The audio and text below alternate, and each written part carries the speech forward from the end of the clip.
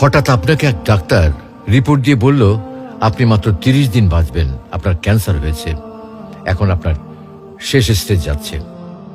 এটা শুধু আপনি জানেন, আপনার পরিবার কিংবা বন্ধু বান্ধবরা কেউ জানে না। এখন এই রিপোর্ট পাওয়ার পরে আপনি বাসায় গেলেন।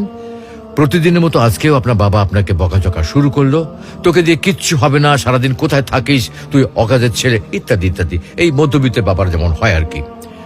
তখন কি প্রতিদিনের মতো আজও আপনি তর্ক করা শুরু করবেন, নাকি প্রাণ ভরে বাবার বকাগুলো শেষবারের মতো আরেকবার শুনে নেবেন? হঠাৎ আপনার মা এসে আপনাকে বলল, নে বাবা ভাতটা খেয়ে নে।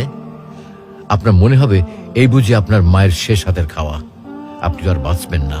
আপনি পরম তৃপ্তি নিয়ে খাবেন এবং আপনার কাছে মনে হবে এটা আপনার শ্রেষ্ঠ খাবার, যদিও ডাল ভাত হোক না কেন। আপনি বের হলেন, পুরনো এক বন্ধুর সাথে দেখা, আপনি যাকে মোটেও সহ্য করতে পারেন না, সবসময় তার সাথে কথা কাটাকাটি হয়, আজকেও সে আপনাকে কিছু কথা শুনিয়েও দিল। আচ্ছা, এখন কি আপনি তার সাথে তর্ক শুরু করে দেবেন? মোটেও না। আপনি হয়তো তাকে জড়িয়ে ধরবেন এবং বলবেন, দোস্ত ভালো থাকিস। আচ্ছা জানেন, আমরা এখন মৃত্যুর কথা ভাবতেই চাই না, এ থেকে আমরা পালিয়ে বেড়াতে চাই। কিন্তু যদি আপনি ভাবেন যে আজই আপনার শেষ দিন, তাহলে দেখবেন সবকিছুই আপনার কাছে ভালো লাগছে। তাই ইগো ছেড়ে দিন, ইনশাল্লাহ আপনার মন ভালো হয়ে যাবে।